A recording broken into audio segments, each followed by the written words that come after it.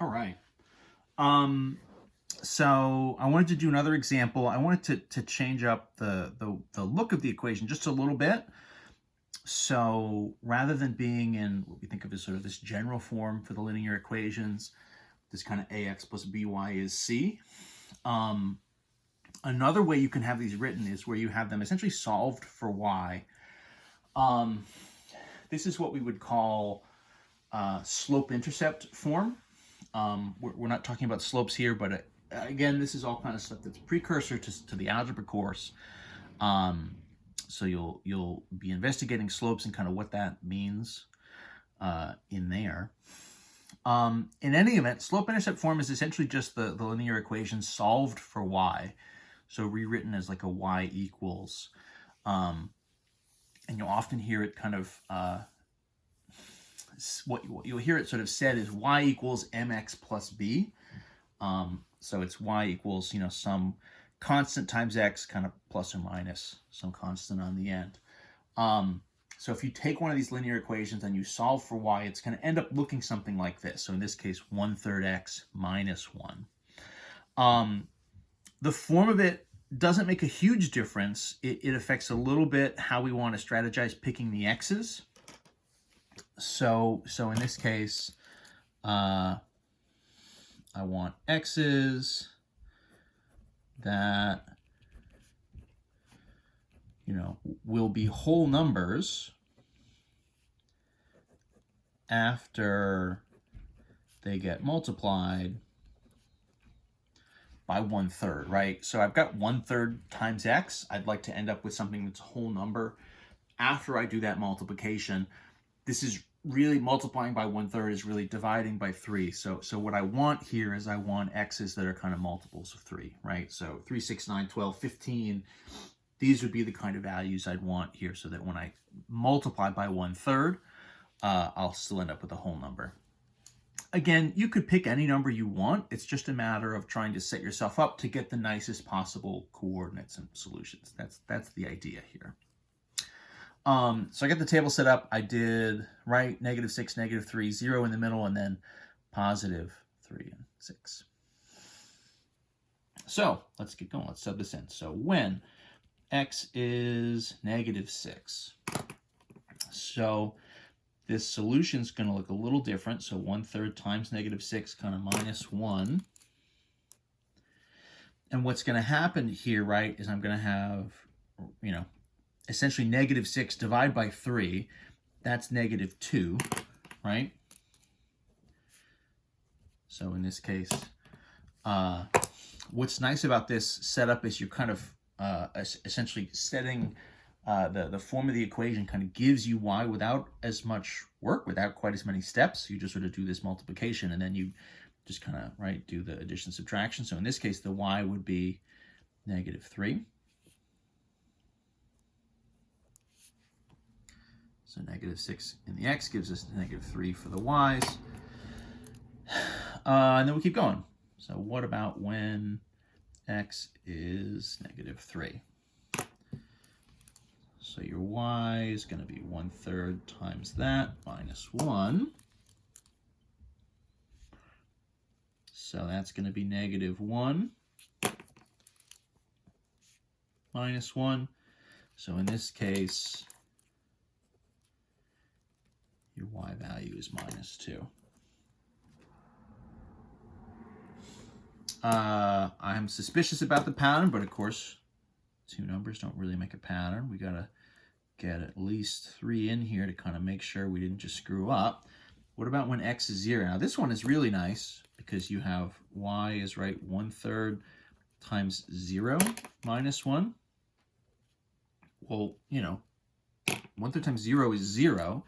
So that gets you pretty much in one step. Y is -1. Which now I feel pretty comfortable saying this is going to be, right, dropping by 1 each time. So this would be kind of,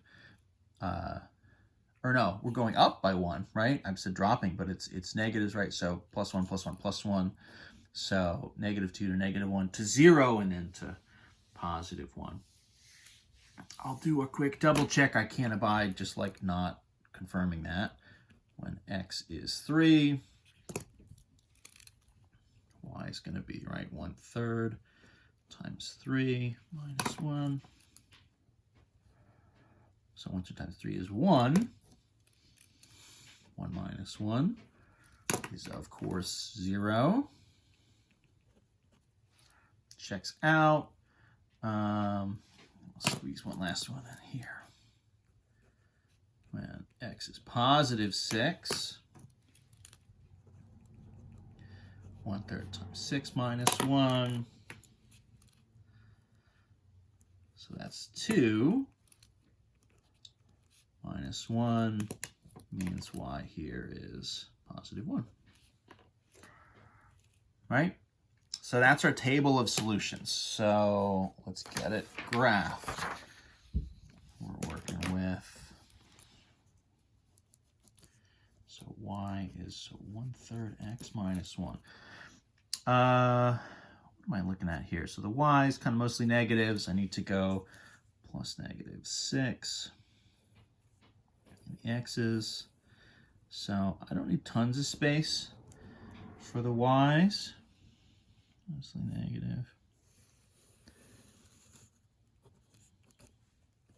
So x's, y's, I think I might just sort of do this on the regular scale. So 1, 2, 3, whoops, 1, 2, 3, 4, 5, 6, -6x, and then -3. 1, 2, 3.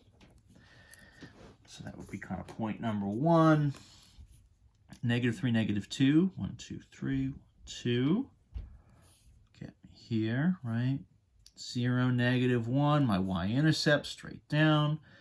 1, 2, 3, and 0. This is what we call an x-intercept, right? Where you're crossing the x-axis. Be your x-intercept. And then 6. 1, 2, 3 more. And then up to 1 like that.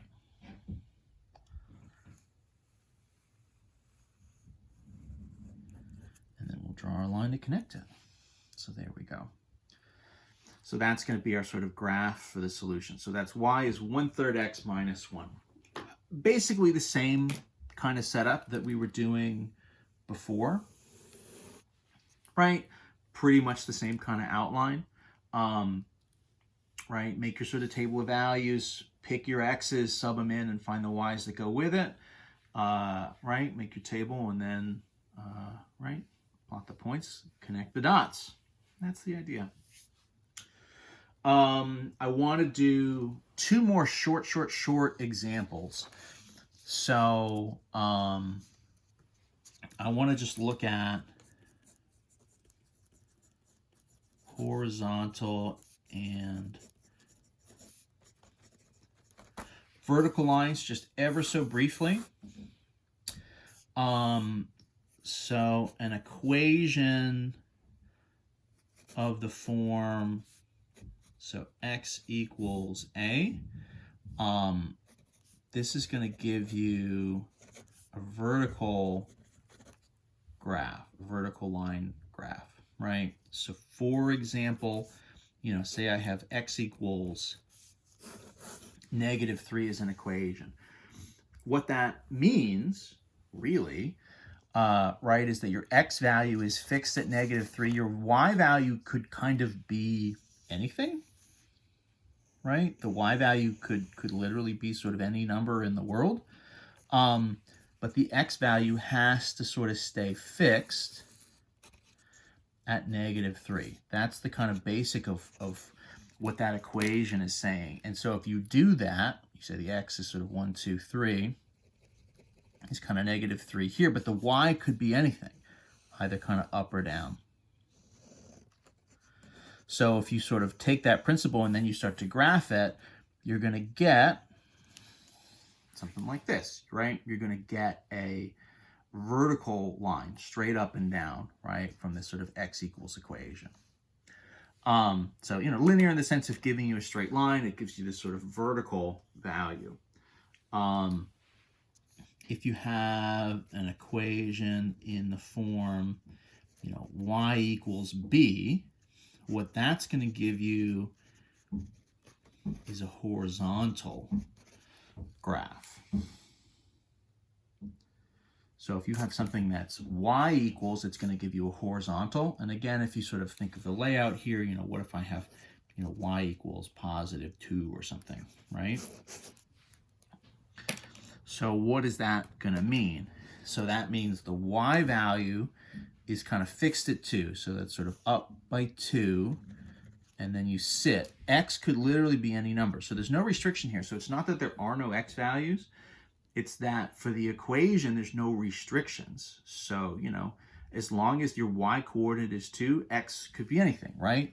So x is, 2, 2, 4, 2, 6, 2, anything out here to the right, negative 2, 2, negative 4, 2, negative 10, 2, right? All that stuff works. And so you get this horizontal graph, y equals 2. So those two forms are very quick and sort of easy to identify. It's just an x equals or a y equals. It's just a matter of kind of knowing which gives you which. If you think of what the kind of coordinates would need to be in each of those cases, usually that'll be enough to sort of help you figure it out. But I just want to make sure you guys have sort of seen it and seen a visual, and there it is. So that's the end of 9.2. That's the end of the material for MA 105. So nice work. All that's left now is just to make sure you've got everything all together and make sure you remember everything from the earlier chapters as well. And go from there. Thanks for hanging out to the end.